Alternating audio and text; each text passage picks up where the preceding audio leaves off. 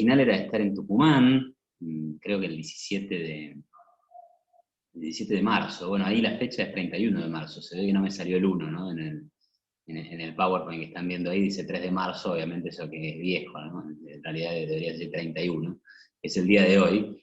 Y la idea era estar el 17 de marzo en un evento, y hasta el 14 de marzo estaba sobre ruedas, pero ya estábamos todos preocupados, ¿qué va a pasar? ¿Se hace? ¿No se hace? Y bueno, finalmente el coronavirus impidió la realización de un evento llamado el Foro PYME, que hace Federalismo y Libertad, y que tuvieron la amabilidad y la deferencia y la consideración de invitarme a mí para que hable un poco sobre cómo veía la economía. La verdad es que me iba a centrar en lo que estaba pasando con Argentina, en cómo veía la emisión monetaria, en qué estaba pasando con el gasto público, en si veía que la economía se iba a recuperar. Pero obviamente esto, digamos, no solo es como un cisne negro, como se suele decir en finanzas. Esto es un rinoceronte que se cae del balcón, digamos, ¿no? Esto es una cosa absolutamente, bueno, no quiero exagerar, pero es catastrófico, es algo realmente impensado. Nadie ha vivido algo semejante en el último siglo. Tal vez el único evento traumático similar haya sido la última guerra mundial. Y la primera no la menciono porque seguramente mucha gente que hoy está viva no la vivió. El hecho de que Argentina esté en cuarentena y que muchos países del mundo estén en una situación similar, no sé, nos conmueve, ¿no? Digamos que esto eh, es algo aparte que yo la verdad dejé de mirar televisión porque de lo único que se escucha hablar es del tema de la enfermedad, de cuántos infectados hay, de qué hay que hacer con las manos, en fin. La idea de hoy es comentar un poco qué puede pasar con la economía, cuáles son los desafíos económicos, me gustó el título, ¿no? ¿Qué desafíos enfrenta nuestro país frente a esta situación tan complicada? Pero obviamente que para hablar de eso tenemos que entender un poco qué es lo que nos está atacando, o sea, víctima de qué estamos siendo, así que tenemos que hablar de qué se trata esta pandemia, este brote infeccioso que se originó en China y hoy afecta a prácticamente todos los países del mundo. Hoy salía una nota, pero es realmente graciosa, ¿no? La Nación, una nota que decía, ¿a qué países no afectó el coronavirus? Y decían la Antártida, que viven 600 personas, pero parecía chiste el artículo. Y algunas islas perdidas por ahí, con 100.000 personas de habitantes, digo, obviamente, a ver, muchachos, por favor. En fin, no valió la pena leer el artículo. La idea es ver un poco de qué se trata esta pandemia. Es interesante analizar los datos para entender un poco qué diagnóstico está haciendo el gobierno y qué mejora se podría hacer ahí, o pensarlo más en frío, ¿no? Después mirar un poquito cuáles son las consecuencias económicas globales que esto está generando, y ver cómo están parados los países desarrollados versus los países emergentes para tratar de, desde el gobierno, dar respuestas a esta situación, ¿no? Y por último, meternos un poco en el escenario argentino y plantear los riesgos como alguna propuesta alternativa de ver qué se podría hacer. Estamos un poco todos caminando sobre terrenos que son nuevos, así que esto más que una disertación es una invitación a pensar en conjunto y poner datos sobre la mesa para que podamos pensar mejor, ¿no? Así que comencemos, digamos, ¿de qué se trata este enemigo invisible, el coronavirus? El coronavirus son virus que existen hace muchos años, no es una cosa nueva, es un virus zoonótico, es decir, que lo transmiten los animales, y afecta el sistema respiratorio. Ha habido varios coronavirus antes, incluso uno responsable de la enfermedad SARS, que generó también grandes traumas allá por el año 2009, 10, 11 años atrás. Este coronavirus originó un nuevo brote de una nueva infección, enfermedad, llamada COVID-19, que apareció allá por diciembre del año pasado en una ciudad de China llamada Wuhan. Al principio nadie le dio mucha importancia, salvo los chinos, por supuesto, y salvo la economía china que estaba crujiendo, pero el efecto tardó en llegar al mundo, ¿no? Y lo habremos empezado a sentir alrededor de un mes o un mes y medio atrás. Recuerden incluso que acá se preguntaba qué pasa con el coronavirus y nuestras autoridades decían, bueno, eso no es un tema realmente importante, acá tenemos sarampión, dengue, digamos, el coronavirus es un tema de tercer orden. Y hoy la agenda política es prácticamente todo coronavirus. Continuemos con esto, se trata de un virus altamente contagioso, y eso lo podemos ver cuando vemos las cifras de todos los días, cómo aumenta la cantidad de infecciones. Se estima que un paciente puede contagiar entre 1,6 y 2,4 personas adicionales, y sabemos de este COVID-19 que afecta desproporcionadamente más a las personas mayores.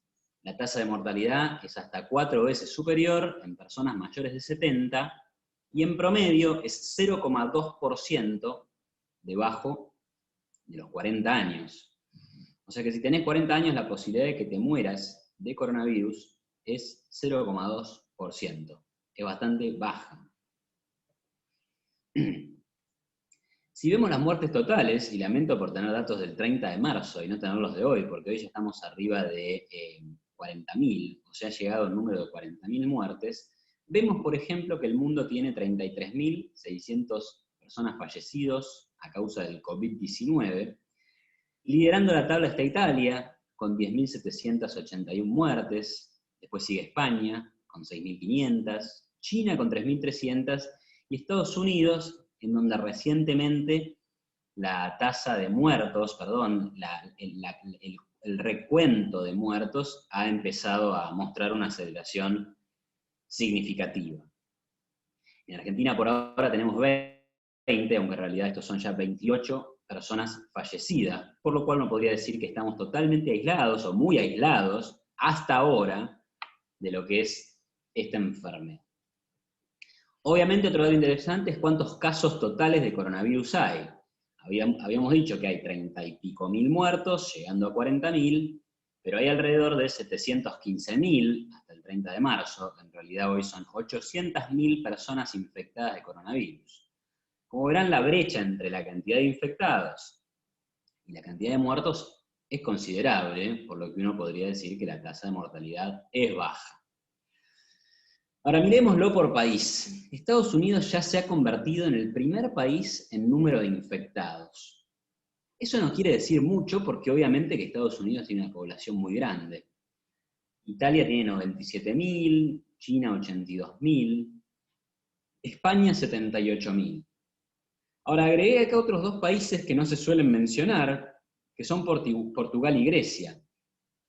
Portugal está al lado de España, y sin embargo ha tenido menos del 10% de la cantidad de infectados. Grecia, que está cerca de Italia, tiene el 1% de los infectados italianos.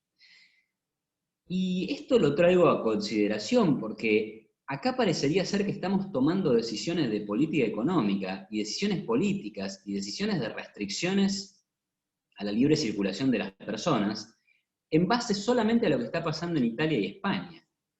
Como si tener descendencia española o tener descendencia italiana implicara, que somos más vulnerables al virus. No hay nada que diga eso realmente, ¿no? ¿Por qué no podemos ser como el caso portugués? ¿Por qué hay diferencias ahí? Argentina tiene 820 casos detectados, por lo menos hasta el 30 de marzo. Y habría que agregar acá el tema de la cantidad de testeos, ¿no? Ahora vamos a avanzar con eso. Pero miremos, acá tenemos los datos totales, el recuento, el número bruto. Pero miremoslo per cápita, porque esto es más relevante todavía. Obviamente acá hay como mucho dato para ver. Si vemos el mundo, la población total es 7.800 millones de personas en el mundo, con casos confirmados de 715.000. La infección per cápita es 0,01%. Es decir que la posibilidad de un ciudadano del mundo de infectarse de coronavirus es 0,01%. Y la posibilidad de morirse, digamos, es incluso más baja. No sé, puse 3 decimales, tendría que haber agregado otro, pero se darán cuenta que esto es muy preocupante en términos de cantidad de infectados, es llamativo en términos de cantidad de muertes, que haya 40.000 personas muertas en 3 meses es realmente alucinante, pero en términos de la población total no parece algo tan significativo, por lo menos.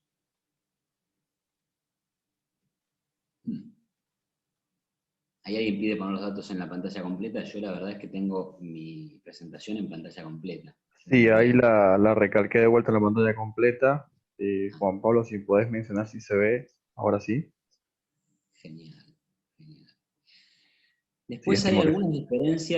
hay algunas diferencias significativas en, por ejemplo, miren Suiza, ¿no? Ahí está Suiza, abajo de todo, arriba de Argentina.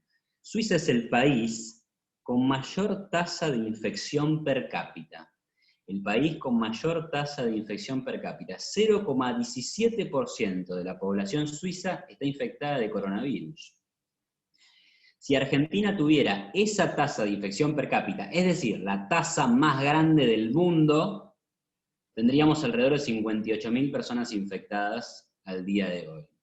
58.000 personas infectadas. Piensen ustedes que estamos tomando decisiones de política económica que restringen la producción casi total de la economía por un posible riesgo de 58.000 personas infectadas de coronavirus. Lo pongo en contexto, no digo que esté mal, no digo que esté bien, por lo menos por ahora, solamente quiero ver los datos y pensarlos.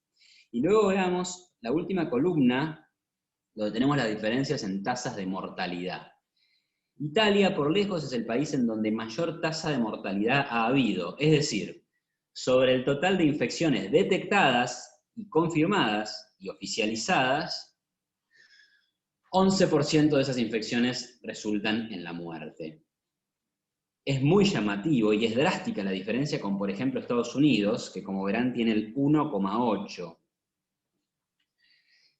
Salió un artículo, y acá es una nota al margen, ¿no? Un estudio internacional de la Universidad Johns Hopkins posiciona a los Estados Unidos como el país mejor preparado para enfrentar una pandemia. Hasta hace 2 semanas la pandemia a Estados Unidos no la había afectado prácticamente nada, tenía simplemente 2.000 o 3.000 infectados. Hoy es el país que lidera las infecciones, ¿no? Lo acabamos de ver. Pero hay 1,8% de muertes. ¿Será entonces que ese ranking se está poniendo a prueba? Está demostrando, al menos por ahora, y todo esto es provisorio, que efectivamente Estados Unidos está preparado como país y como sistema de salud para enfrentar un brote epidémico. Ahora, ¿qué pasa con Italia? ¿Por qué tiene 11% de tasa de muerte? En primer lugar, porque, por lo que he investigado, no hay suficiente cantidad de posibilidad de testeos. Entonces, ¿qué se hace? Se testea únicamente a aquellos que tienen algunos síntomas. Pero se sabe que el coronavirus es una enfermedad que a muchos le pasa prácticamente sin síntomas. Es posible que cualquiera de los que estamos en esta sala virtual, alguno tenga coronavirus y nunca se vaya a dar cuenta. Por tanto, si consideráramos ese volumen de gente, la tasa de mortalidad sería mucho más baja. Pero Italia no tiene la infraestructura para testear a todo el mundo, sintomáticos, asintomáticos y sintomáticos graves. Por tanto, se enfoca solamente en testear a los sintomáticos de medio para arriba de gravedad. Obviamente, en ese sentido, tiene menor cantidad de infectados, pero infectados con alta probabilidad de muerte o con mayor probabilidad de muerte. Otro dato relevante de Italia es que el promedio de la población fallecida tiene 75 años. Decíamos que esta era una enfermedad que afectaba desproporcionadamente más a los adultos mayores. Y por otro lado, nada menos que el 99% de los muertos hasta ahora tenían al menos una enfermedad preexistente. Bien. Acá ven algo muy parecido, que es la tasa de mortalidad. O sea, la última columna, con un montón de puntos, en donde en este eje se ven los casos confirmados totales en cada país, y acá las muertes totales. Entonces, obviamente, el mundo está acá, en alrededor del 4%, Italia está acá, en alrededor del 10%, ¿sí? Alemania está acá, en alrededor del 5%, y hay países que andan por el 0,25%. Qatar, Islandia, Singapur. Esto es evidentemente heterogéneo de país en país. Por tanto, no se puede decir, dado que Italia tiene este colapso, Argentina va a tenerlo. tampoco se podría decir, dado que a Singapur esto prácticamente no lo ha afectado, a Argentina no la va a aceptar, no la va a afectar, ¿no? Pero es importante saber que el efecto y el golpe y cómo pega esta enfermedad en los diferentes países es muy diferente. Nota al pie, todos estos gráficos parecidos son de Our World in Data, no son míos, los he buscado para sumarlos a la presentación. Igual que este. Acá tienen la mortalidad por edades, verán que es significativamente mayor la incidencia que tiene este virus, que hay que decir que no tiene una cura por el momento, que no existe una vacuna, es desproporcionadamente mayor en aquellas personas mayores de 60 años. Por tanto, cualquiera que diga, o sea, muchachos, hay que terminar con la cuarentena, por ejemplo, yo podría estar de acuerdo. Ahora, a mi mamá y a mi viejo le digo, ustedes no se muevan de la casa, ¿no? O digamos, una cosa es una cosa y otra cosa es otra cosa. Está muy claro de los datos que esto afecta a determinado grupo de la población, en mayor medida. Por tanto, es evidente que a ese grupo habría intereses genuinos y espontáneos en cuidarlos. Y me imagino que mi mamá también, por seguir con el ejemplo, tampoco tendría muchos intereses en salir a contagiarse de una enfermedad que por lo menos tiene más riesgo de ser letal en ella que en una persona de 30, 40 o 25 años. Lo mismo se ve en este gráfico, separando en 3 países, China, Corea del Sur e Italia. Las tasas de mortalidad son mucho más altas a partir de los 60, y son prácticamente inexistentes en edades de 10 a 30 años, más allá de que hoy se ha conocido el caso de una chica de 12 años, belga, que murió a causa del coronavirus. Bien. Este entonces no parece ser el problema más grande en términos de la enfermedad. Como varios expertos médicos han dicho, no nos vamos a morir todos de coronavirus, ni una parte significativa de la población global. Pero sí hay un problema que es el problema sanitario, de lo cual se deriva la idea de que hay que aplanar la curva. Entonces, ¿qué dice esto? Si después del primer caso, la cantidad de casos empieza a elevarse de manera muy marcada, lo que va a pasar es que personas de 60, de 50, de 40, de 30 y de 20 años van a ir a buscar asistencia al sistema sanitario, a hospitales, a clínicas, a centros de salud, porque van a querer respuestas a su problema, a su enfermedad. Y el problema es que ningún sistema sanitario del mundo está preparado para semejantes niveles de contagio. Y esto hasta te diría que no está mal, es razonable. ¿Por qué habría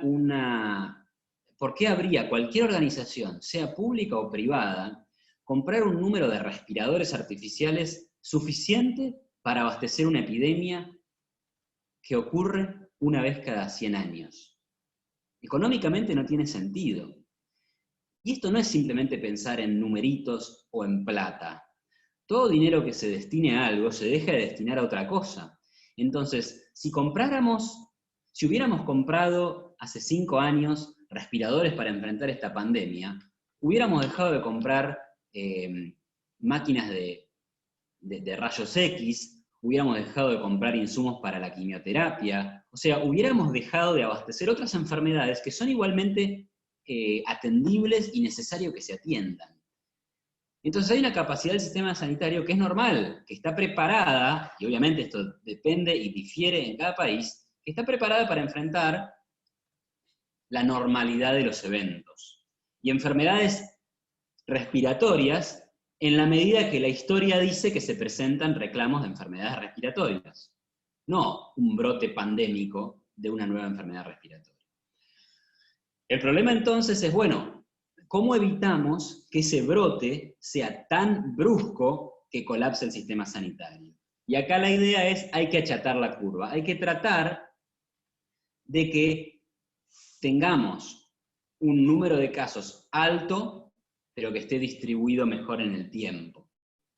Acá es el mismo número de casos, pero está mejor distribuido en el tiempo.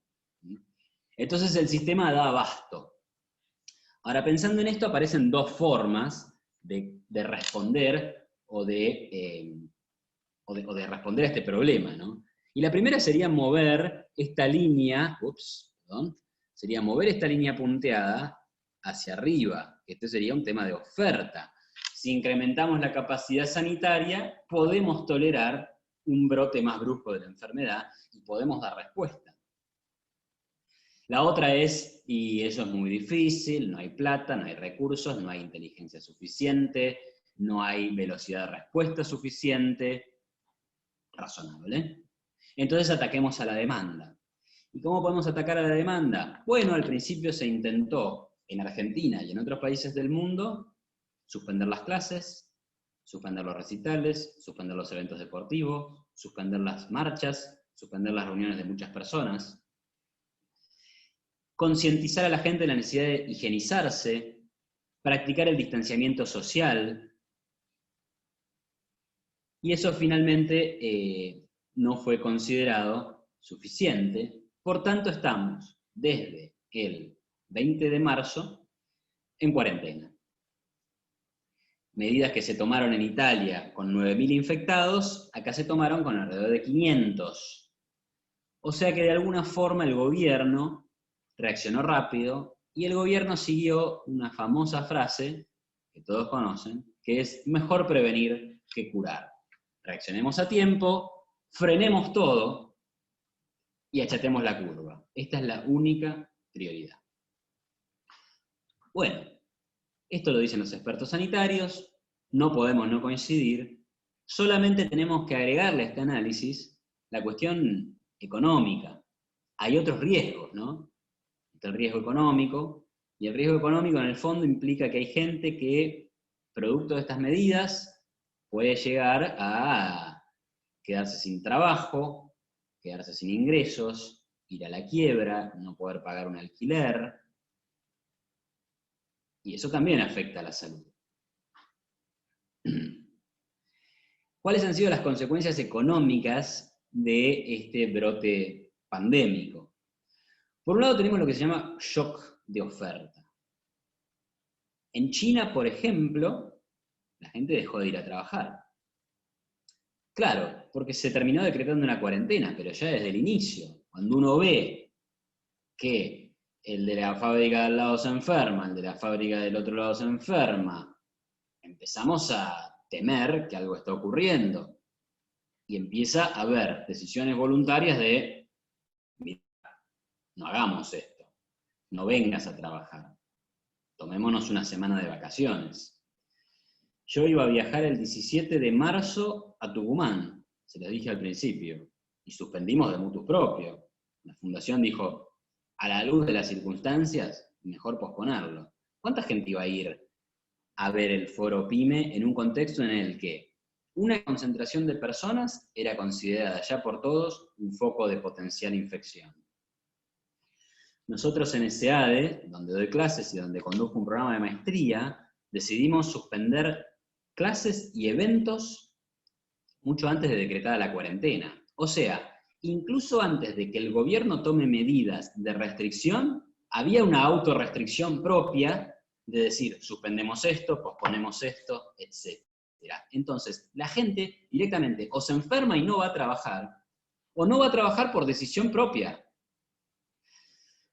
Por tanto, la enfermedad por sí misma genera un shock de oferta que es que tenés menos capacidad productiva a nivel personas. Tenés menos trabajo, y el trabajo es un insumo básico de producción.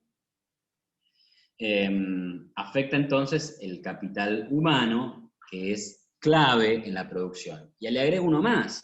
Si vos no tenés gente en las fábricas chinas de producción, vos no tenés bienes intermedios que abastezcan a la producción argentina de insumos terminados, o a la producción norteamericana, o a la producción canadiense, etcétera, etcétera, etcétera. Entonces, hay una enorme restricción de oferta que hace que la producción caiga, más allá de que hubiera voluntad de los consumidores de demandar.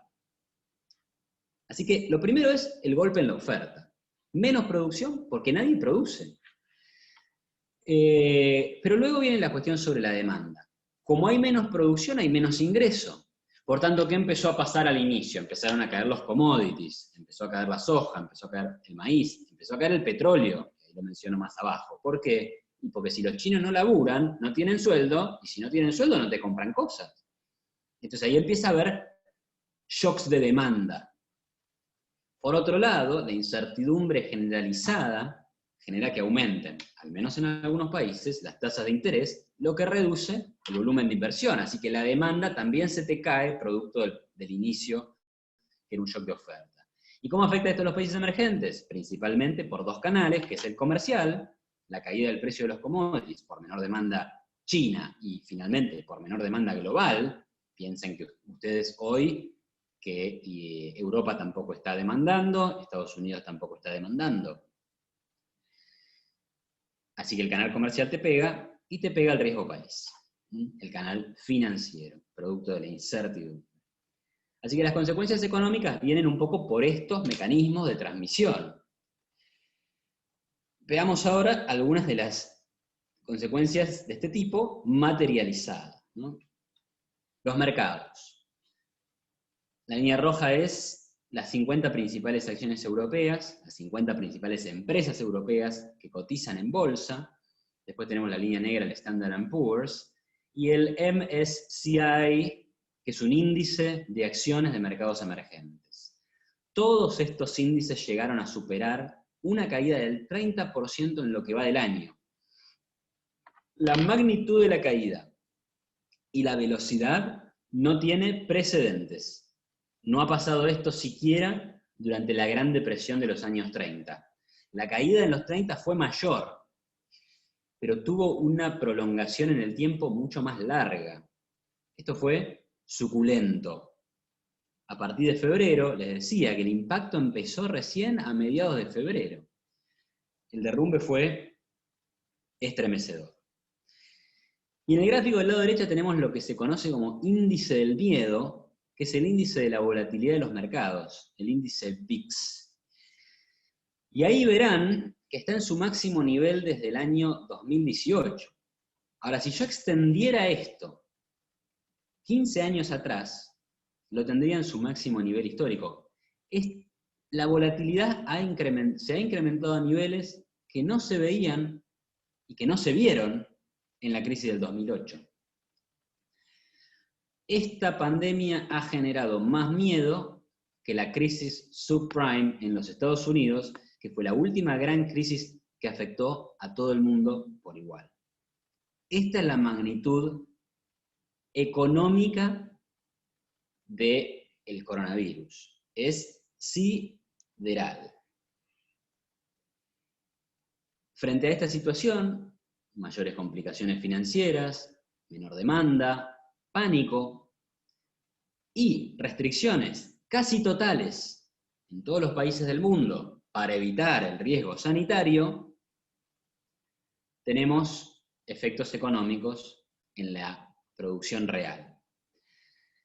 Las proyecciones las saco de la Economist Intelligence Unit, que dice que, por ejemplo, Italia va a caer 7% anual en 2020. Esta probablemente sea la caída más grande que ha tenido Italia desde el 2008. Alemania 6,8%. Fíjense que lamentablemente Argentina encabeza o está en el podio de las peores proyecciones de crecimiento para el año que viene. Claro, cuando ya te pronosticaban una caída del 2%, producto de alta inflación, crisis de deuda, alto riesgo país, déficit fiscal, controles de cambios, etc. Bueno, cuando tenés que revisar para abajo y sumarle a todo eso el efecto de una crisis global, las consecuencias son muy duras. Pero Brasil va a caer 5,5%, México 5,4%, Francia, Arabia Saudita, el Reino Unido, todos los países del G20, o casi todos, van a entrar en recesión. Fíjense China, se esperaba un crecimiento del 5,9%, ahí se los marco. China, se esperaba un crecimiento del 5,9% y va a crecer 1%. no existe un crecimiento de 1 en China desde las reformas de Deng Xiaoping. No existe, no existe. China ha crecido a tasas del 14, del 12, del 8% anual por alrededor de 20 años. Que crezca al 1 es una catástrofe.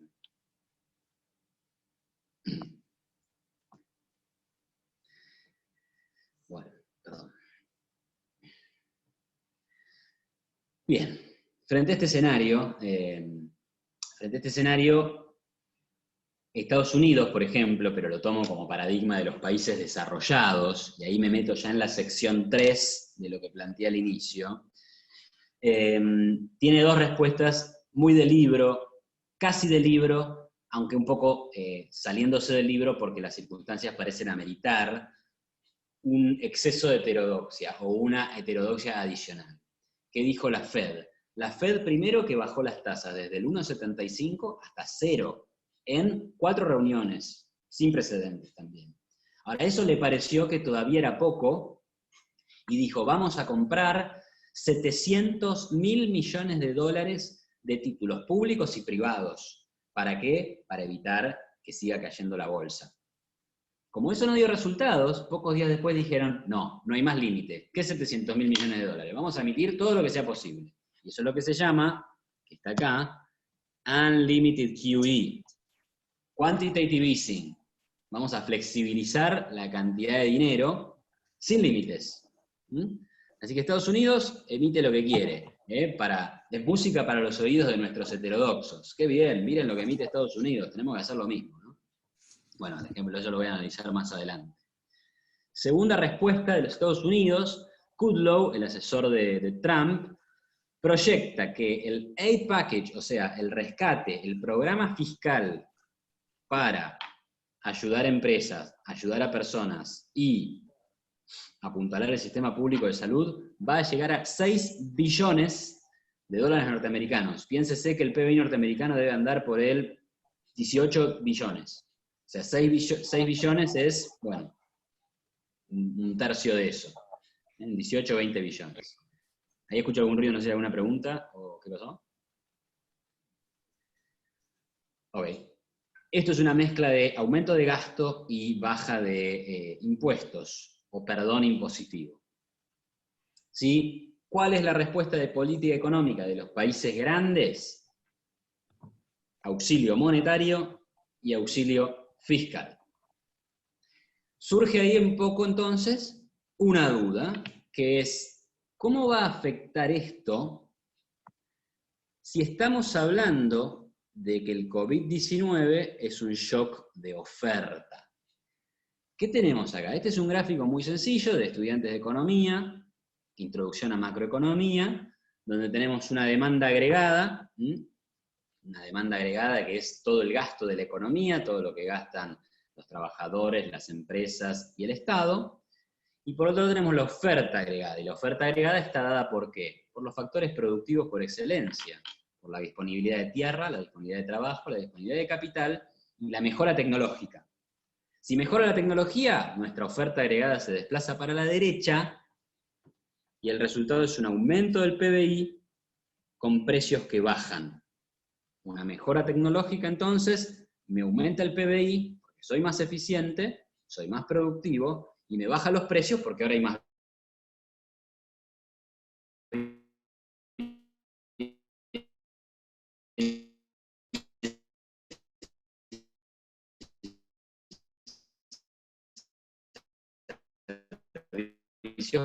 para esto quiere decir que frente a una demanda agregada, que al menos en el corto plazo la asumimos constante, implica mayores y caída del PBI. Si la solución de política económica pasa por incrementar la demanda agregada, me voy a venir acá. Y acá voy a tener el mismo PBI con mayores precios, asumiendo por lo menos una oferta agregada dependiente vertical. Eso es un debate, los economistas keynesianos dirán que tiene pendiente positiva y que por tanto es verdad que vas a tener mayores precios, pero algo de mejora de la actividad vas a tener. Como sea, la primer pregunta que hay que hacerse es si estas políticas, incluso en países desarrollados, de estímulo de la demanda, no tendrán efectos entre inocuos y más perjudiciales. Mi percepción es que lo único que va a conseguir es aumento de precios y aumento de la deuda pública.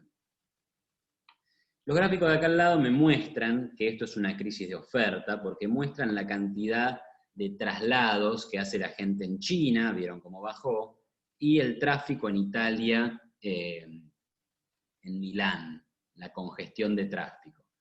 Cuando vos ves que nadie sale a la calle, ves esto. Y si nadie sale a la calle, porque nadie está yendo a trabajar, salvo el que puede trabajar home office. Pero sabemos que eso no es lo suficiente para realmente mover a la economía. Ahora bien, dicho esto, hay que decir algo adicional, que es, no obstante que esto tenga o no resultados, lo cierto es que los países desarrollados tienen por lo menos margen para realizar políticas de demanda. ¿Cuál es el margen? Y veamos las cuestiones fiscales, ¿no? Este es el déficit público norteamericano. Vean qué catástrofe, ¿no? Todo deficitario. Y los argentinos que nos quejamos del déficit fiscal, miren a Estados Unidos, 9%, 8%, 2%. Sí, es cierto. Estados Unidos, especialmente entre 2008 y 2011, tuvo un déficit fiscal brutal. ¿Por qué? Porque hizo políticas de demanda, de aumento del gasto público, para estimular la economía en un contexto de recesión. Eso es debatible, lo podemos discutir horas. Lo hizo, pero en un momento dio por finalizado eso. Fíjense cómo converge el déficit casi, no te digo a cero, pero irse de 9 a 2 puntos es un ajuste de 7 puntos del PBI. Si Argentina realizara ese ajuste, hoy tendría un superávit fiscal de 3 puntos del PBI. Entonces lo que tiene de diferencia Estados Unidos es, primero, que jamás defaulteó su deuda, salvo cuando, bueno, años 30, no se preocupe. Jamás defaulteó su deuda, siempre pagó los dólares que dijo que iba a pagar, y cuando tiene déficit después vuelve a un superávit. O sea, fíjense cómo estaban las cuentas públicas antes del desmadre de la crisis subprime. Hoy está en 4,6%, y uno diría, bueno, pero che, 4 puntos de déficit parece bastante mucho. Sí, pero acá está la respuesta, en este otro gráfico, que es cuánto rinde un bono del Tesoro norteamericano, y cuánto empezó a rendir a partir de que empezó la pandemia.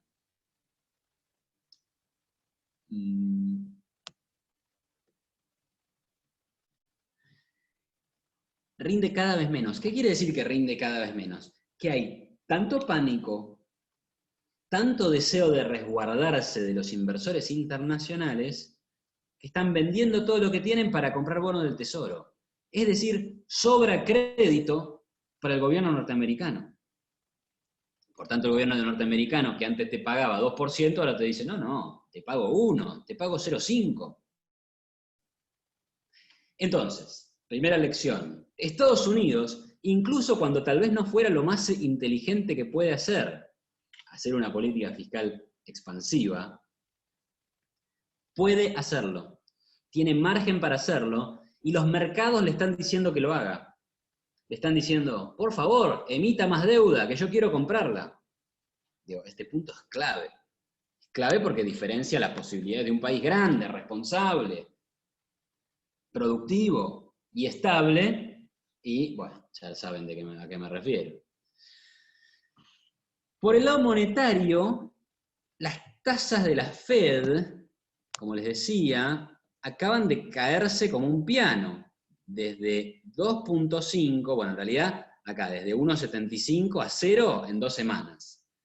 Ya venían bajando desde fines del año pasado, pero fíjense que a partir de noviembre de 2015 se había terminado en Estados Unidos la política totalmente heterodoxa de tasas cero y quantitative easing y tsunami de liquidez. Quiero hacer un paréntesis ahí porque me parece absolutamente simpático el hecho de que Macri llegó al gobierno argentino cuando la Fed terminó su fiesta monetaria. O sea, Macri enfrentó un mundo en el que le subieron la tasa de interés al menos 7 veces. Está bien, hizo muy mala gestión, pero el mundo tampoco lo acompañó, ¿no?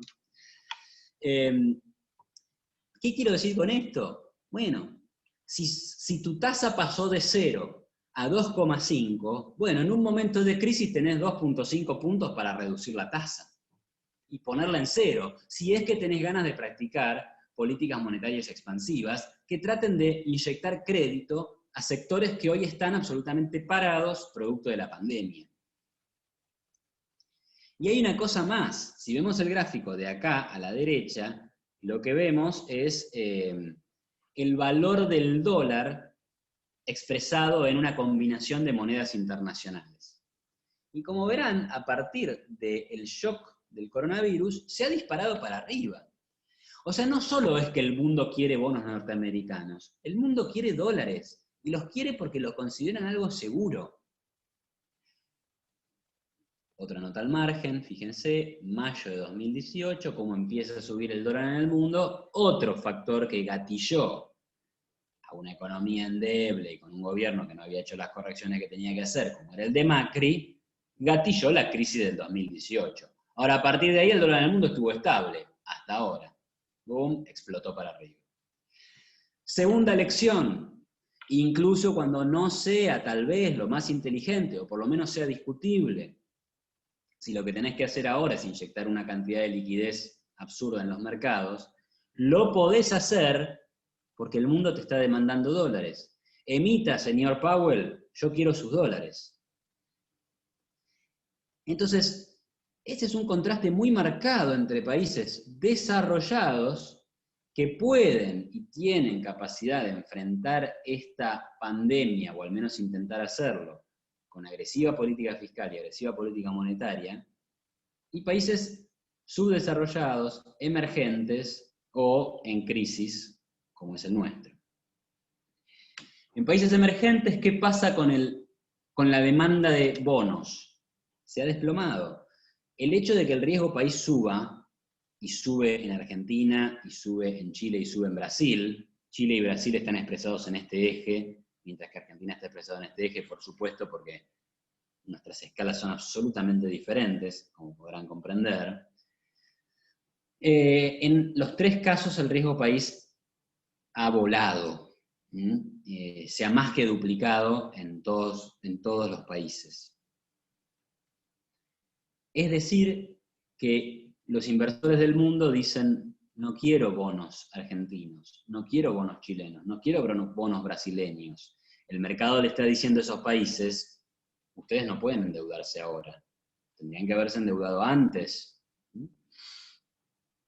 ¿Y qué pasa con sus monedas? Se están devaluando a ritmos acelerados. En Brasil el dólar sube 29% en lo que va del año, en Colombia sube cerca de 20%, en Uruguay sube más de 15%. Perú la está llevando bastante bien, con un aumento de alrededor del 5% del dólar, y Argentina es engañoso, porque tenemos un cepo cambiario. Entonces en Argentina el dólar subió 6% en lo que va del año, ¿no? Con una fuerte restricción a la compra de dólares. Entonces uno dice, bueno, pero es peor aún, porque en Argentina nadie quiere los títulos de deuda, es decir, Argentina no tiene ningún margen para endeudarse, porque nadie le quiere prestar plata, mucho menos, es decir, 10 veces menos de la que le quieren prestar a Brasil o Chile, que todavía algo le pueden prestar, porque Brasil y Chile, con 300 puntos de riesgo país, se están endeudando hoy a 3% anual, a 4% anual. Argentina se está endeudando al 45% anual en dólares. Es absurdo, es impensable querer salir a tomar deuda en los mercados internacionales en un contexto de crisis, en donde por ahí sería lo que tendrías que hacer. Pero Argentina no ahorró durante las vacas gordas y hoy no tiene margen para enfrentar las vacas flacas. A ver si de alguna vez por todas podemos entender estas cosas. Ni liberalismo, ni socialismo, nada. Finanzas básicas. uno diría, bueno, si no te pueden comprar dólares en el mercado oficial, seguramente que habrá una demanda del blue. Y ahí lo único que llama la atención, o lo que llama la atención, bueno, es que la brecha cambiaria por ahora está aguantando. ¿Será que el dólar paralelo ya estaba muy alto, ¿no? Es decir, cuando ya te caíste de varios pisos, más no te podés caer. Pero por lo menos hasta ahora lo que había pasado es que frente a saltos del riesgo país, saltaba el dólar libre. Hoy obviamente no salta el oficial, tampoco ha saltado el libre, aunque sí verán ahí que en marzo la brecha se fue a tocar el 35, pero luego volvió a calmarse. No sé si no será cuestión de tiempo hasta que el agua empiece a llegar al río. Eh, Obviamente, por lo menos podemos decir, este es un dato a mirar.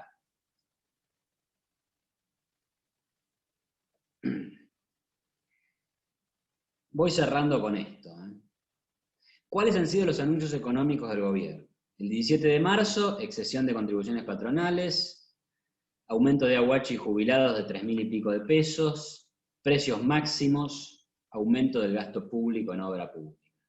Yo en ese momento hice un comentario simpático, ¿no? Digamos, coronavirus o no, el gobierno hace lo mismo de siempre, aumenta el gasto y congela precios. ¿Qué sé yo? Y algunos dicen, bueno, es un contexto de crisis, pero entonces acá vivimos permanentemente en crisis.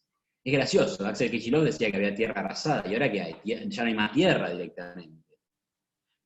El 19 de marzo decretaron la cuarentena total. El 23 de marzo dijeron, che, con la cuarentena total, la gente que está en el empleo negro, la gente que es monotributista, el carpintero, el pintor, el que vende pintura, el que tiene un negocio a la calle de peluquería, lo estamos reventando. Porque ese por ley le estamos impidiendo trabajar. Bueno, dale un subsidio, ¿no? El ingreso familiar de emergencia, que cuesta nada menos que el déficit público de los primeros 2 meses del año. Solo para marzo ya vas a duplicar entonces el déficit que tenías acumulado como mínimo. El 29 de marzo se decreta prorrogar la cuarentena, es decir, el único privilegio acá, la única prioridad parece ser el riesgo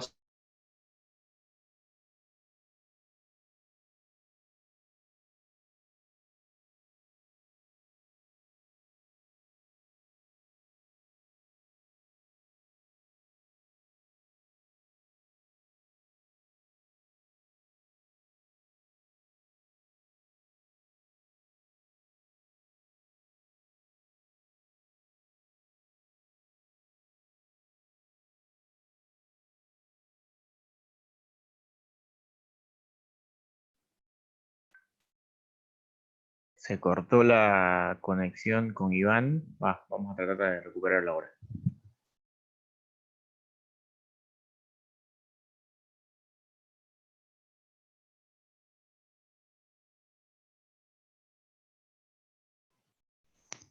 Bien, se cortó por un momento la comunicación con Iván. Ahora va a reingresar a la conversación, así que bueno, vamos a esperarle un par de minutos.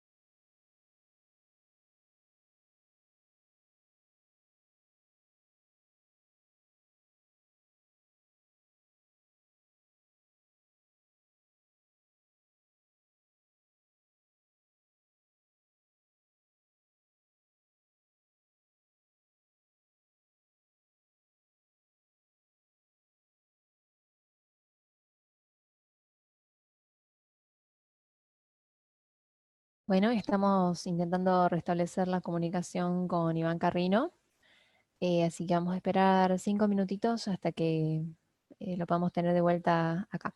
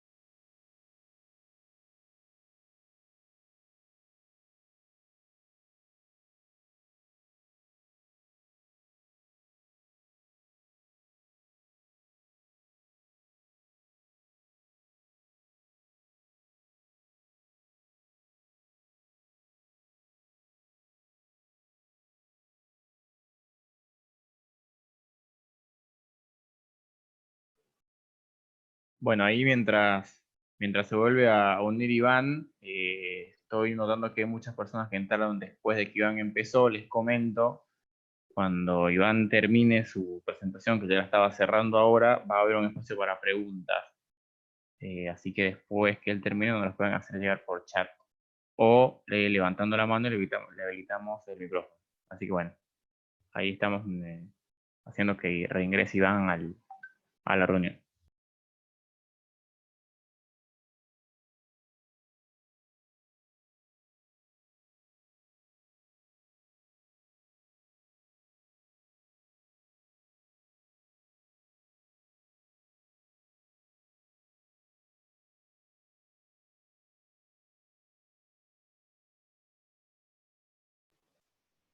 Ahí está de regreso, Iván. Si podés habilitar tu micrófono y compartir la pantalla de vuelta. Ah. Bien. Hola, Estás ¿todo bien? criticando Bueno. mucho al gobierno, me parece, Iván. Dios mío. No, no, mi internet es... Me duró el wifi lo que me duró, che. Ahí vamos, ahí seguimos. Ok, perfecto. ¿Se ve Adelante. bien? ¿Se escucha bien? ¿Se ve todo? Sí, ahí tenemos las presentaciones. Tu Estoy cámara es la que pasando no de se ve de ver. momento. Ah, ahora sí, mira, ahí estoy. Ahora sí, perfecto. ¿No? Ahora sí, bien, ¿Ahí se ve perfecto. bien o medio pixelado? Yo lo veo bien, así que Bueno, estoy parado ahora buscando señal, estoy con datos, veremos cómo me va. Bueno, perdonen, acá volví. Volví, soy como la economía argentina, siempre vuelvo. Y como el peronismo también. Bueno, muy bien, les decía, Si el gobierno dice vamos a aumentar el gasto y no hay crédito, porque tu riesgo país es 4.500 puntos, si incluso que quisieras subir impuestos, cosa que el gobierno razonablemente no está pensando por ahora, no podrías recaudar más, incluso vas a recaudar mucho menos, porque muchas empresas no van a pagar impuestos, porque no van a recaudar nada, no van a facturar nada. Entonces lo único que queda es acudir a la emisión monetaria, y la emisión monetaria ya está creciendo nada menos que el 75,9% anual, con un valor total de 2,31 billones de pesos. Y estamos hablando del 26 de marzo. Entonces, ¿cuánto más va a crecer esto? Bueno, eso está por verse. Riesgos. Riesgos de lo que está pasando del coronavirus y de las medidas gubernamentales. Sin financiamiento se prende la alarma inflacionaria. Argentina no tiene demanda de dinero, las monedas emergentes están cayendo en todo el mundo, y Argentina tiene a la gente obligada a demandar pesos con el cepo cambiario. Si congelamos los precios, nos compramos un Rodrigazo futuro. Por ahí el dato de febrero o el dato de marzo, venga una inflación baja. Pero ¿cuánto tiempo más? Con controles de precios se puede sostener eso. Hoy están congeladas las tarifas, a las naftas apenas se les permite subir, se han congelado precios en los supermercados. Eso es o escasez o Rodrigazo. Lo que se viene acá es un Rodrigazo inevitable. Será en junio, será en julio. El salto de la tasa de inflación va a aparecer. Y podemos llegar a terminar el año con una inflación más alta que el año pasado. Punto 3. Solo el coronavirus va a golpear la actividad. No hay manera de zafar de eso. Ahora, meter a toda la economía en cuarentena, y ahí voy a volver a los datos primero que he marcado. Meter a toda la economía en cuarentena por una enfermedad que afecta a un porcentaje ínfimo de la población global, y que encima podemos identificar a los grupos de riesgo, a los que hemos identificado como aquellos de mayor edad, de 60 para arriba, quienes, producto de su edad, mayormente ya no trabajan. Entonces, hacer una cuarentena en este contexto, con estas características de la enfermedad, puede exacerbar la caída de manera innecesaria, porque se podrían intentar otras aproximaciones. Y voy a elaborar sobre eso en la próxima y última diapositiva. Por tanto, por otro lado, el punto 5, con 35% de empleados en negro, sin trabajar, producto del decreto gubernamental, empieza a crecer la tensión social. Si prohibís el desempleo, que en el discurso oficial parece estar instalada la prohibición, aunque eso no es cierto, lo que hay es una doble indemnización, que encima no correría, producto de que un despido en esta circunstancia es fácilmente justificable por fuerza mayor. Así que empresarios, los abogados saben, los laboralistas saben, que esta situación es de fuerza mayor y por tanto se puede despedir, pagando media indemnización. No queda claro si esa media indemnización, como está corriendo la doble indemnización de Fernández de diciembre, implicará pagar una sola o implicará efectivamente pagar media. El único punto positivo que hay en todo esto es la posibilidad de una recuperación rápida una vez que se encuentre una vacuna, o una vez que producto de que ya nos infectamos la mayoría y encontramos anticuerpos, ya estamos inmunes a la enfermedad. En China ya se está visualizando algo de esta recuperación rápida. Es lo único positivo que hay en todo este cuadro. Podría haber habido un abordaje diferente, y algunas propuestas en este sentido son que exista un aumento del gasto público, pero enfocado en salud, flexibilizando la cuarentena con algunas restricciones, como por ejemplo, los colegios, las reuniones masivas, los recitales, los cines, que se aísle solamente a los mayores, que son grupos de riesgo, que a los mayores que tienen que trabajar se les dé una licencia del gobierno para que nadie los pueda echar y que puedan mantener su puesto de trabajo. se supone que esto es transitorio. Reducir y aplazar el pago de impuestos, y para que no se te desmadre el déficit fiscal en un contexto en el que no tenés financiamiento y no podés seguir emitiendo con el riesgo inflacionario que eso implica, bajar salarios públicos, generar ahorros en otros lados del gasto para privilegiar el sector salud. Y por último, liberar precios. No puede ser que haya escasez de alcohol en todas las farmacias de la ciudad de Buenos Aires, producto de que el gobierno impone controles de precios o que no haya alcohol en gel.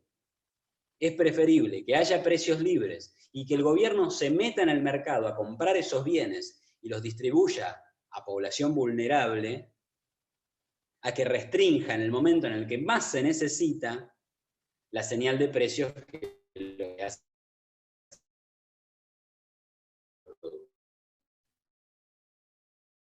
Son los desafíos económicos que impone el COVID. Va a caer la economía, va a haber más desempleo, vamos a estar peor. Lo que sería deseable es que el gobierno no empeore aún más las cosas con políticas que solamente tienen en cuenta un riesgo sanitario, pero que olvidan todo lo demás, ¿no? Así que bueno, eso es todo por hoy, un poquito accidentado, pero lo logramos. Y quedo abierto a vuestras preguntas y reflexiones. Muchas gracias, Iván. Ahora vamos a pasar a la sección de preguntas. Pueden levantar la mano con la función de levantar la mano en Zoom, o pueden pedir la palabra por chat y les vamos a habilitar el micrófono para que puedan hacer su pregunta. Sí, la primera pregunta la tiene Carlos Stetler.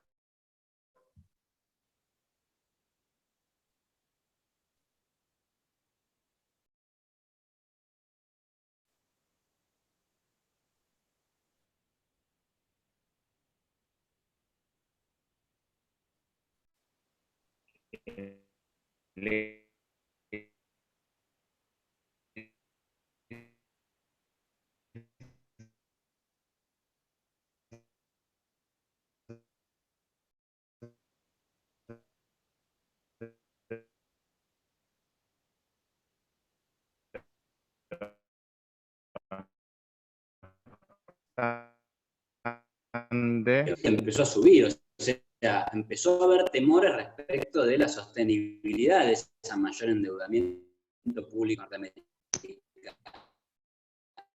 Entonces ahora, sumémosle a todas esas dudas sobre la deuda norteamericana en dólares.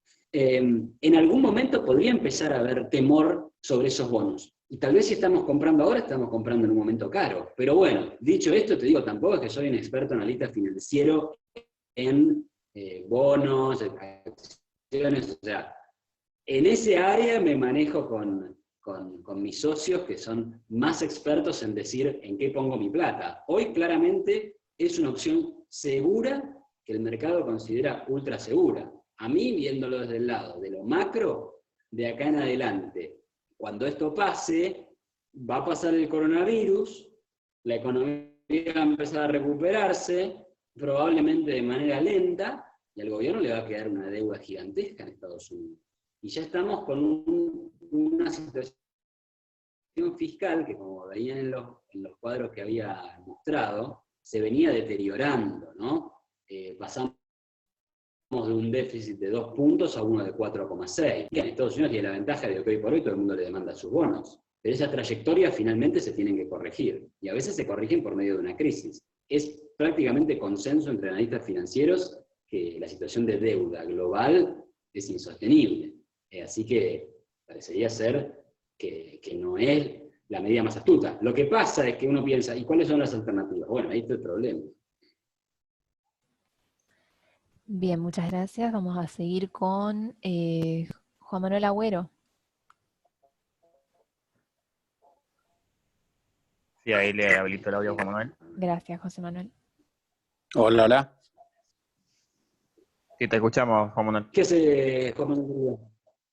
¿Qué tal? ¿Cómo estás, Iván? Te felicito por tu exposición y te agradezco por la participación de este ciclo de conferencias que estamos haciendo con Federalismo y Libertad. La verdad que muy, muy interesante lo que nos has comentado. Mi pregunta o reflexión conjunta respecto a cómo se está debatiendo hoy en el mundo de la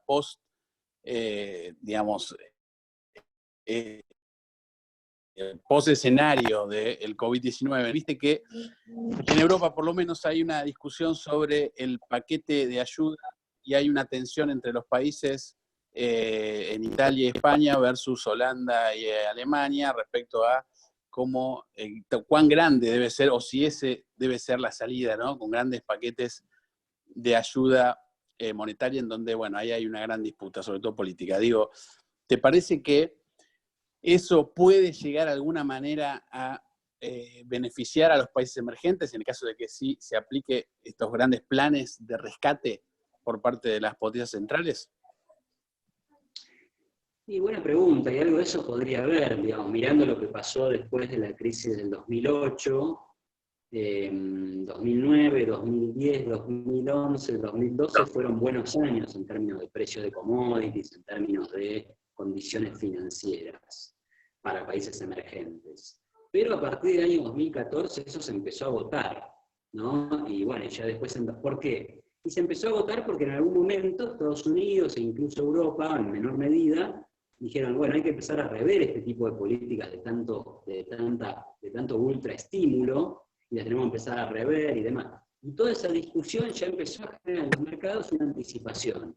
Y empezó a caer el precio del petróleo. Acuérdense que Venezuela sufrió enormemente en 2003, porque Venezuela ya venía con un montón de problemas, obviamente, ¿no? Pero como que el golpe de gracia lo dio la caída del precio del petróleo ya por 2013-2014. A nosotros, digamos, el periodo Macri fue signado también por un cambio de condiciones financieras internacionales, a partir de 2016 en adelante. Entonces, sí, en el corto plazo podría, digamos, porque vos lo ves, reinflar la economía con gasto público y emisión monetaria, con monedas de buena calidad. Acá en Argentina estás arriesgándote a hacer cualquier desastre en materia de inflación. Ahora, si Europa emite euros, si Estados Unidos emite dólares, bueno, tenés monedas que son de buena calidad que te pueden generar una especie de colchón o beneficiar a empresas y exportadores emergentes. Lo que pasa es que eso tiene un límite, y tiene un límite de años. En algún momento se empieza a revertirse y volvés a tener los problemas estructurales de la región. Así que ahí, digamos, sí, en el corto plazo sí puede haber algo de beneficio. Creo que había una pregunta ahí sobre... Sí, la siguiente pregunta es de Federico Bravo, te la hizo por el chat. Te comenta, ¿cuál es el refugio para ahorrar en este momento? ¿Cuál es la proyección de inflación del 2020 en este contexto?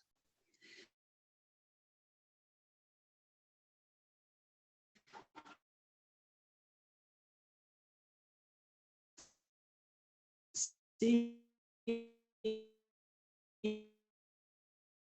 pero antes de que la emisión monetaria subiera 100%. Y además todavía queda la posibilidad de que este gobierno, una vez que pase esta situación, y asumamos que pasa en junio, diga, bueno, vamos a absorber los pesos, lo que va totalmente en contra de su filosofía, porque la manera que tendría que hacer, la manera en la cual tendría que hacer eso sería salir a colocar tipos que sospechan del 40, podrían llegar a disimular la tasa de inflación con controles que se prolonguen más de lo necesario, y lo único que querían sería patear la pelota para adelante. Acá tuvimos saltos de inflación de 15 puntos en el 2016, cuando se destapó la olla de los controles de precios, de tarifas y de dólar que había en el periodo de Cristina. En ese momento el dólar creo que costaba 9 y se fue a 14. Bueno, calculen el salto, ¿no? Es alrededor del 50%. Si hoy eliminaras el cepo, el dólar se te va a 80, que es donde está el blue, sube alrededor de 30%. En esa época, el salto de 50% del dólar te aumentó más o menos 15 puntos de la inflación. Bueno, imagínate que terminás con el cepo, que en algún momento se termina eso. Bueno, tenés un salto de 10 puntos en la tasa de inflación. En ese marco, te diría que me parece razonable hacer un plazo fijo UVA. La inflación no tiene otra trayectoria que aumentar. Y la verdad es que en este contexto en el que no te permiten comprar dólares, podías comprar dólares a través de la bolsa, y donde ninguna variable de renta fija está rindiendo, no lo descarto el plazo fijo UVA. Obviamente, el que tiene un poco más de estómago podría comprar las acciones. La verdad es que la valoración de las acciones está absolutamente destruida. Pero bueno, una vez que pase el coronavirus, acá va a seguir estando el problema de la deuda, vas a tener los problemas de inflación, vas a tener un déficit fiscal gigantesco, por lo cual el gobierno va a tener que eventualmente subir más los impuestos. Entonces, ahí está complicado también.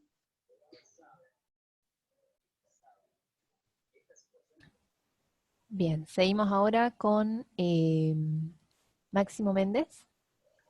Sí, Máximo Méndez tenía la mano levantada, tiene habilitado el micrófono, no sé si todavía mantiene la pregunta.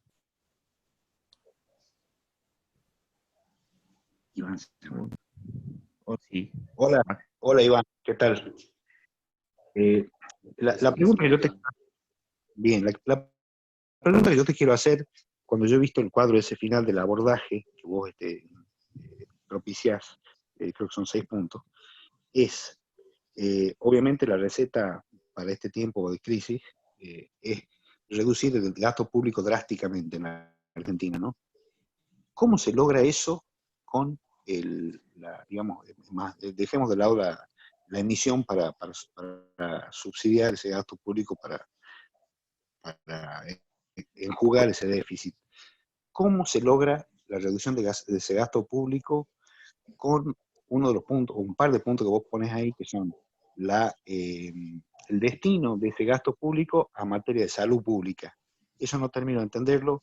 Digamos, ¿en qué medida se podría reducir el gasto destinándolo al gasto a la salud pública? ¿A qué te referís con eso? Esa es una pregunta. No. Y el otro punto que vos ponías en ese gráfico del abordaje, en ese resumen, es la liberación de los precios. No sé a qué precios te referís, si te referís a todos los precios, a ciertos servicios, si te referís a las tarifas.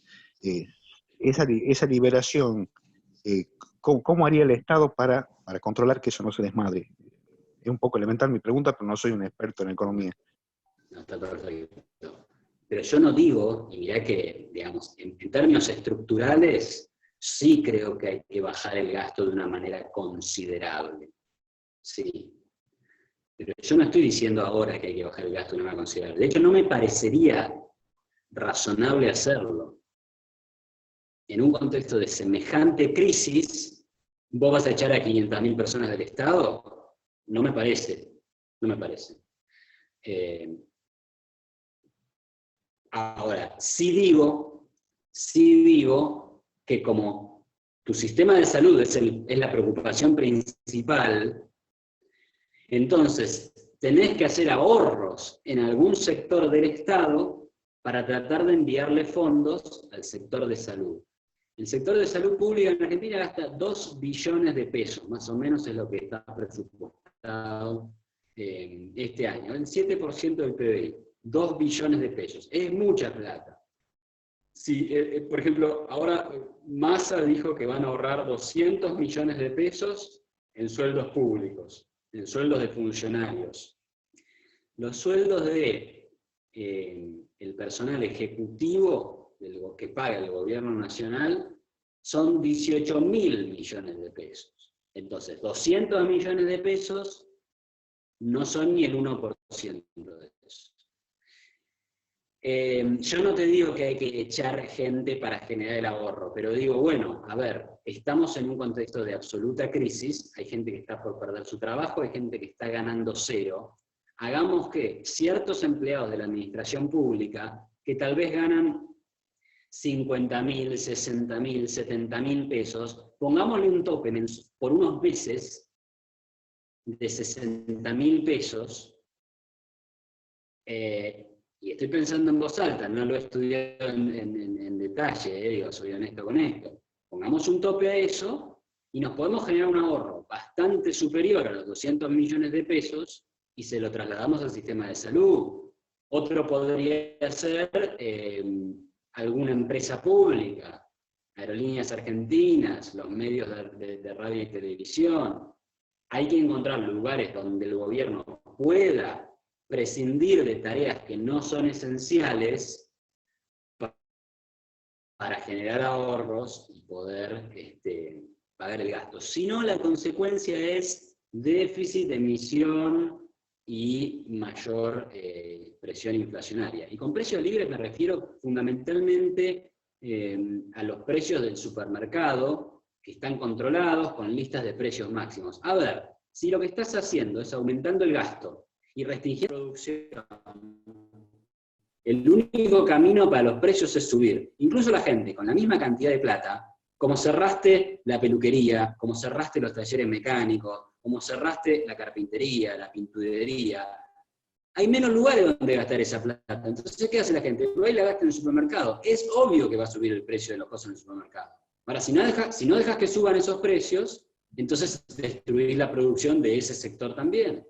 Entonces ahí está el problema. Esos precios tienen que liberarse. Las tarifas, por supuesto que tienen que liberarse.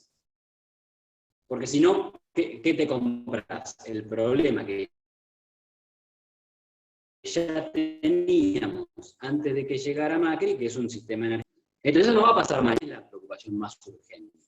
Yo digo, liberar precios de las cosas urgentes que hoy están controladas. El alcohol en gel. Tiene que haber alcohol en gel.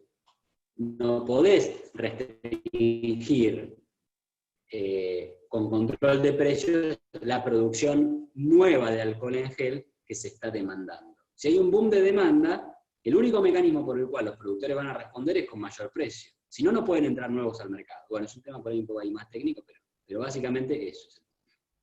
Bueno, muchas gracias, Iván, por tu explicación. Gracias. Bien, Ok, la bueno. próxima pregunta la tenemos en el chat, es de Juan Pablo Bustos Tames, él de consulta, ¿cómo ves la evolución de los commodities argentinos en el futuro inmediato a raíz de la salida de China y la amenaza del coronavirus y el petróleo también? Eso lo comentaste un poquito en la chat. Claro, bueno, ahí está la incógnita esa. Tal vez estemos ante un problema que sea una recuperación rápida. Por eso digo que acá el problema principal es el coronavirus. Si salimos del coronavirus porque se encontró la vacuna o porque la gente se inmunizó, la economía vuelve a la normalidad y puede volver rápido. Por eso mis preocupaciones son más que nada un gobierno gastando por querer salvar las papas del fuego, o un gobierno diciéndole a todo el mundo que no tiene que trabajar. Esas son mis preocupaciones, porque el día que el coronavirus por sí mismo se termine, que se va a terminar, la recuperación económica va a ser rápida. Argentina seguirá con sus problemas de siempre, y los charlaremos en el foro PYME, y ahí habrá que pensar cómo solucionarlos. Pero si China, que volvió a poner un índice de producción industrial auspicioso ahora y salió hace 2 días o ayer, vuelve a tener China producción, obvio que va a crecer menos su PBI. Ahora, en unos meses o en un mediano plazo, sí podemos ver una recuperación de los commodities. Lo que pasa es que, bueno, el petróleo, China se recupera, pero Europa sigue caída, ahora Estados Unidos está golpeado, o sea, la economía mundial está muy golpeada. Entonces, cuando vos tenés expectativas futuras de que esto va a ser un tema global, es normal que caiga la demanda de petróleo y por tanto caiga su precio, ¿no? Pero bueno, sí que es probable que exista una recuperación una vez que se termine la amenaza, que la recuperación sea rápida. Muy bien, seguimos con la ronda de preguntas. Ahora Sabrina Victoria Corbacho. Sí, ahí le habilito el audio. Hola, ¿se escucha? ¿Se Sí, escucha? te Hola escuchamos. Sabrina. Ah, bien. Hola, ¿qué tal, Iván? Mi pregunta va, si pensás que los países que tienen, o sea, que comercializan con China, podrían llegar a, cuando esto termine, digamos, podrían llegar a aplicar alguna penalización económica hacia China. No, la verdad que no, digamos. Esto, yo, digamos, tampoco me meto tanto en esa cuestión que ya es más bien política y hasta militar, ¿no? Hay quienes dicen, bueno, en realidad China ocultó información, algunas teorías son todavía más disparatadas, China metió el virus porque quiere hacer no sé qué cosa. Digo, vamos a tomar la teoría más sencilla, que es que personas en China se alimentaron de algo que estaba contaminado, el virus viene de un animal, o sea que esto tiene que ver con alguien que comió algo infectado y se transmitió esa enfermedad. La gripe aviar viene de eso. Entonces, estas cosas pueden pasar. Obviamente que a nadie yo no apruebo la política de ocultamiento chino o su sistema político autoritario, pero no creo de ninguna manera que a nadie le convenga en sus intereses económicos penalizar económicamente a China, no ganaría nada. Habrá que ver qué pasa con Estados Unidos. Estados Unidos ya tenía una pelea con China, pero mirá, de hecho, antes de que estallara esto del coronavirus, habían comenzado a aflojar tensiones en esta famosa guerra comercial.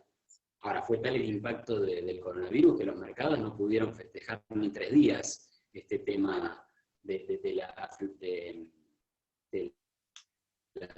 flexibilización de las tensiones comerciales, ¿no? Entonces, sí, el único que tendría algún interés en hacer eso es Trump, por cuestiones políticas, nada más. No creo que sea inteligente de ninguna manera penalizar. Ok, muchas gracias. Gracias, de nada. ¿Te parece? 2 más. De acuerdo, sí. Sí, esta ya es la última de los Perfecto. participantes. Luego hacemos una y vamos cerrando. Bien, el señor Daniel Ducci tiene el micrófono habilitado para preguntar.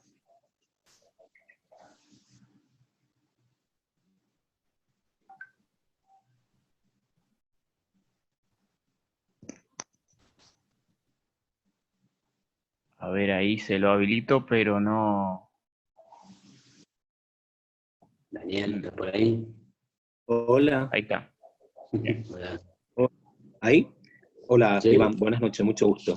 ¿Te Igualmente. escuchas? Sí, perfecto. Me preguntaba qué podía pasar con el dólar hasta fin de año en Argentina, ¿no? No parece haber demasiada capacidad de compra de dólares, ¿no? Toda vez que no hay plata ni para consumo, tampoco para ahorro, así que no debiera tender a subir. Y el dólar oficial limitado a los $200 por mes que las personas pueden comprar, o la poca demanda de dólares oficiales que las empresas pueden tener para importación de bienes de capital, parece que ninguno de los $2 debiera tender hacia arriba. ¿Lo ves así? Esa es una pregunta particular con respecto al dólar. Y una más general, con respecto a Argentina, sin ser tan optimista como creo que está haciendo vos cuando decís que terminado el coronavirus, Argentina sale para adelante, creo que Argentina va a quedar con una economía realmente dañada. Y en función de eso, imagino una recuperación lenta, muy lenta, más medida en años que en meses. Y si crees que esto puede ser así, ¿qué crees vos que pasaría en el horizonte político actual? Bueno, de atrás para adelante te diría no, yo no digo que la recuperación argentina va a ser rápida, digo que va a volver a los problemas de siempre. Entonces, fíjate lo que dice The Economist, la economía argentina va a caer 6% y proyectaba 2%. Bueno, por ahí cae 6%, puede caer más. Ahora, cuando se termine, ¿a cuánto va a volver? Y el año que viene caeremos 1%. Eso es un poco lo que digo. Pero bueno, de -6 a -1 o de -6 a 1 hay una recuperación. ¿sí? No es una gran cosa tampoco. Y respecto del dólar, viste, cuando estaba en 45 también decían, bueno, no hay más plata para comprar, ya está, la gente que ya quería comprar dólares ya compró, y sin embargo, un día para el otro se fue a 60 porque ganó Alberto Fernández. Lo que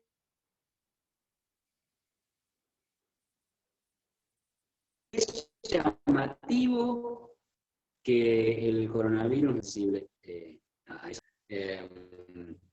Pero bueno, por ahí hoy sí, las preocupaciones son más cómo sostener la empresa, cómo sostener la pyme, que ahorrar. Y en estos contextos, además, puede que haya empresas, empresarios y hasta personas que estén diciendo, bueno, para aguantar los meses que tengo que vender dólares. Entonces puede que haya un efecto de me saco los dólares de encima. Lo que pasa es que si después toda la emisión monetaria que se haga para asistir el gasto público en este contexto de crisis empieza a sobrar, y bueno, ahí vas a tener una demanda de dólares que se va a canalizar en algún momento en el precio, ¿no? O sea, tendrías que tener un cambio de expectativa demasiado favorable para que la brecha no crezca, con todo lo que está pasando en materia monetaria, ¿no? Así es, muchas gracias. A vos. Ok. Bien, perfecto, Iván. Te hago una última pregunta ya para cerrar. La semana pasada estuvimos con Jorge Jacobe. La verdad que el panorama político y económico es bastante pesimista. Ya antes de esta situación se pensaba que no podíamos estar peor, pero bueno. Pero tengo una consulta con un enfoque positivo. ¿Qué economía que ya traía problemas vos ves que está manejando bien la situación? Por lo menos ayer Uruguay, que tiene problemas relativamente parecidos a la Argentina, anuncia una forma económica diferente de enfrentar la situación. ¿Crees que a la larga de esto algún país con condiciones económicas complicadas salga mejor parado o al menos demuestre un manejo decente de la crisis?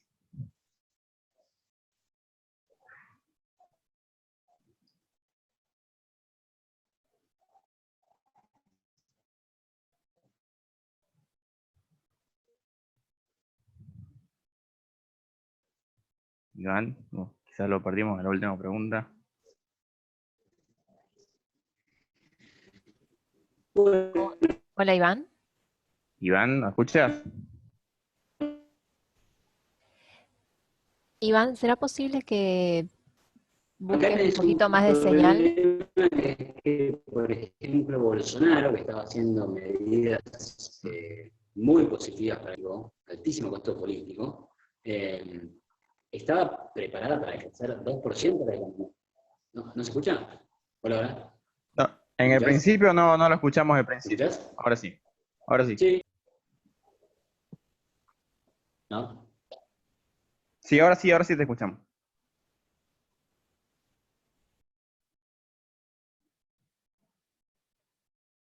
Hola, hola. Ahora sí, ¿no? Sí, tienes el audio habilitado.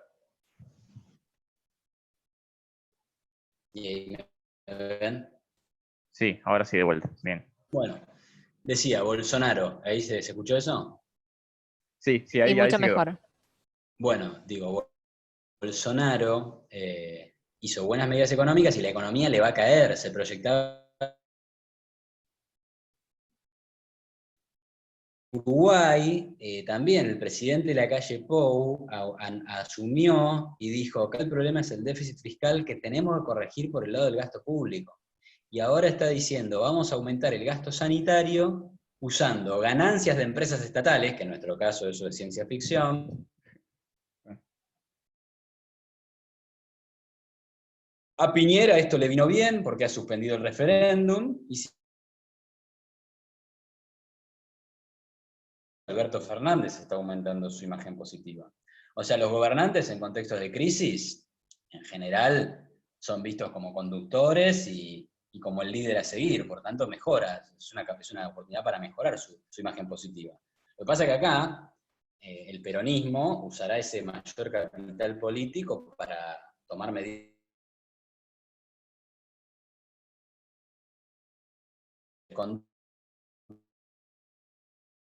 altos a los sectores más productivos del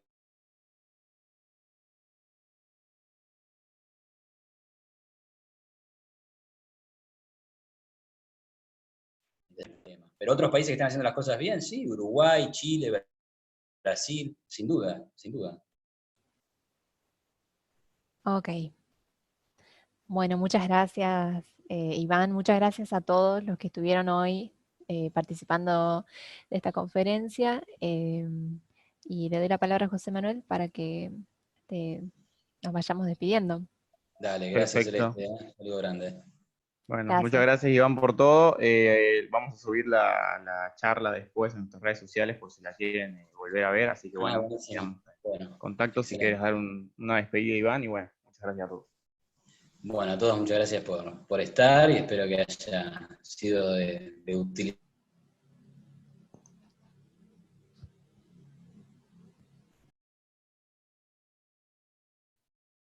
Bueno, el internet me parece que nos pegó hasta el final. ¿Se escuchó? Sí, ahora sí, si querés Ahora sí. repetir ¿No se escuchó el saludo? No, gracias para todos, decía, gracias a todos y bueno, muchas gracias.